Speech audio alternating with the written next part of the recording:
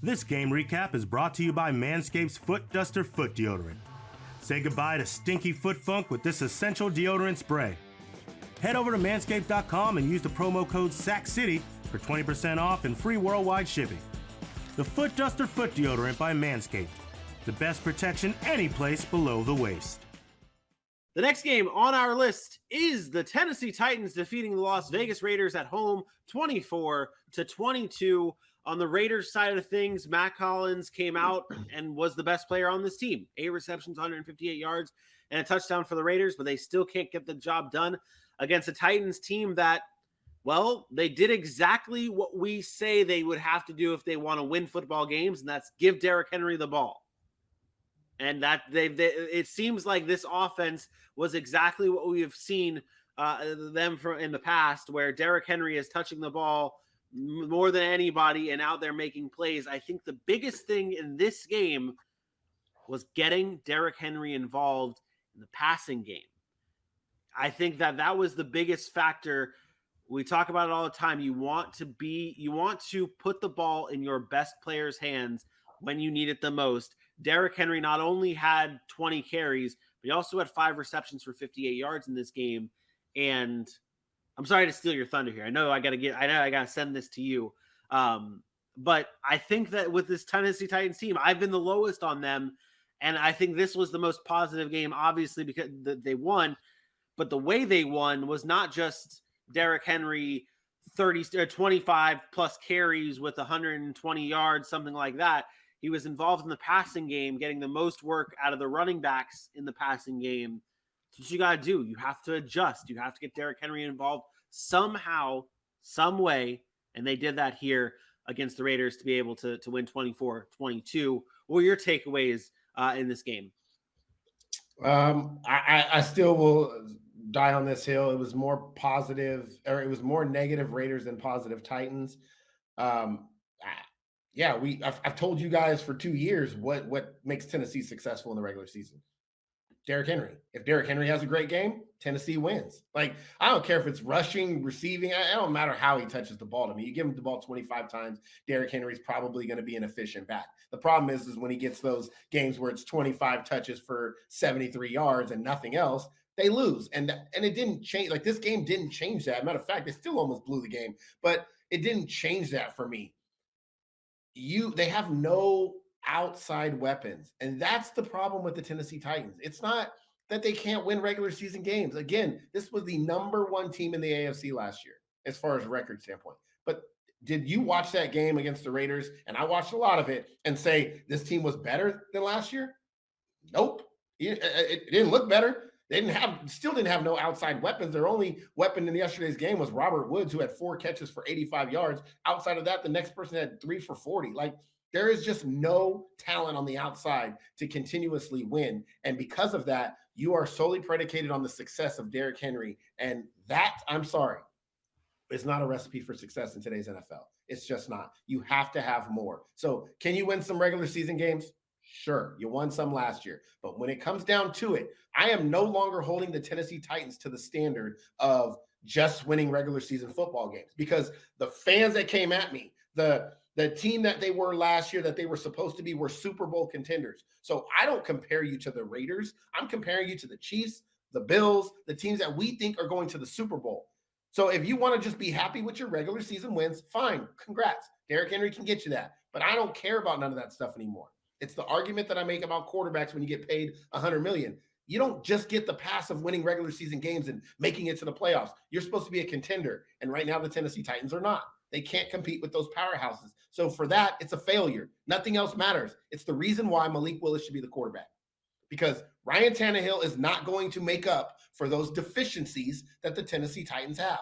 And because of that, you need to move on. You need to find a guy that perhaps has the upside and talent to make up for those deficiencies. That's who you drafted that's what you drafted Malik Willis for. So until then, I always say I don't care, but I don't care about this win for the Titans. Congrats. You won a home game against a team that has not looked very good with a new coach and a new regime. And I get it. We were all high on the Raiders. Congrats. You won the game. You should have won the game. But I'm not overly impressed. I thought this was more bad Raiders than good Titans. Yeah, let's get into the Raiders side. The Raiders side of it, obviously, 22 points in this loss here. Mac Hollins, their leading receiver, with 8 receptions, 158 yards, and a touchdown. Is there? I don't want to do this, and I know you'll laugh at me, but I want to. It needs to be brought up. It needs to be brought up. In the last 11 games for Josh McDaniels, it has not been good. He's 8-17. Oh, that's not the right stat. Jesus Christ, it didn't change that. Josh McDaniels has not been good in the past 11 games of his head coaching career. He's 1-10 with 21 points, averaging 21 points per game, and a minus 92 point differential. He has not won a game since he has not won a game in 12 games. Like it's not good, or 11 games. It's not good. Is it too early to start being concerned with the Raiders? Concerned with them, no, but it is too early to worry about whether Josh McDaniels deserves to be a head coach or not. I think that's a little early. I think that's just like I don't hold what happened in Denver to what's happened now because it's been such a big gap since he's been a head coach, and he's grown and he's been in different systems and he's evolved. And so right now I'm just looking at Josh McDaniels as a Raiders coach. And has there been struggles? Absolutely. Has there things that I would like to see differently? Absolutely. I don't think they run the ball enough. I don't think their offensive line is good enough really to run the ball the way they want to. But when they have success, they haven't stuck with it. They've kind of gone away. And I think this is all about trying to make that Derek Carr salary worth it. Like, let's pay our quarterback. We got to throw him 45 times and he's got to be the Mahomes.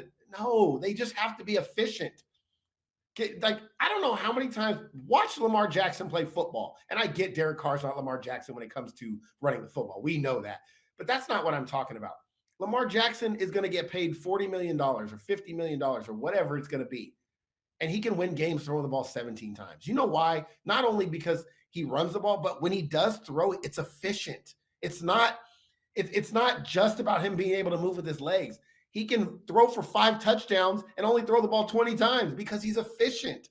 He finds his guys and the offense is easy for him and they scheme it up really well. That's what Josh McDaniels has to do. He has to understand that this is not Tom Brady. Derek Carr is not Tom Brady. He's not going to just ding, ding, ding, ding, ding. And then, no, it's not going to work that way. That he has to build his offense around the personnel he has, and he's not doing that. He's not finding ways to get Davante Adams the ball. I think the very first week you saw Derek Carr say, you know what? I don't care. I'm throwing to Davante Adams. Because that's my guy. That happened week 1. And since then, it's been like, okay, I'm going to run the offense.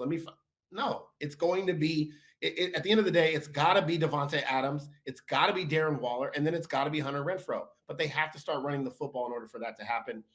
It's just an offensive schematic thing that they have to fix. And I do think Josh McDaniels is good enough and smart enough to figure it out. But they're finding ways to lose in bad ways, like giving up blown lead. That's tough. It sucks, but it's tough. Turning over the ball in most inopportune times. They're driving down in a game to make it a 1-score game late, and then you turn the ball over on the goal line. Like, Derek Carr can't have those moments. Those things, it's just small little details that the Raiders are missing right now, and it resulted in 3 losses. But I do. Are they fixable? Are they fixable details? Oh yeah. Okay. Too much talent on the team to not be fixable. Now, will Josh McDaniels be able to do that? Who knows? And I've talked to a lot of Raider fans on Facebook, and I got some Raider fans. Obviously, I'm from California, so there's many Raider fans out there that have already given up on McDaniels. I will tell you I will tell you the same thing I always say, like, stop. Just shut up. Just stop with I quit on my team after 3 weeks. Oh, he doesn't know what he's doing. But these guys know what they're doing. They're just in a new situation against really good players who also get paid money. Like, the defense also gets paid. Their job is to stop the offense. It's going to happen. You have to learn how to adjust. They will make those adjustments as the season goes on. And maybe they don't make the playoffs this year, but it's year 1 of a new era of Raider football. So you got to give things time. Some teams can't just flip a switch. And that's really all I can say. They're struggling now, but I do have faith they'll fix it. Yeah. My player of the game was Derrick Henry. I think if the Titans win a game, when the Titans win games, it's probably going to be a Derrick Henry player of the game. I thought that this is exactly what we wanted to see from the Titans, or exactly what we would think to see from a Titans win when Derrick Henry is touching the ball this much. 25 total touches, 113 yards, and a touchdown in this game. He was the offense. To Ryan Tannehill had his moments. He was good in this game, but really it was Derrick Henry making these huge plays for the Tennessee Titans to get this win here.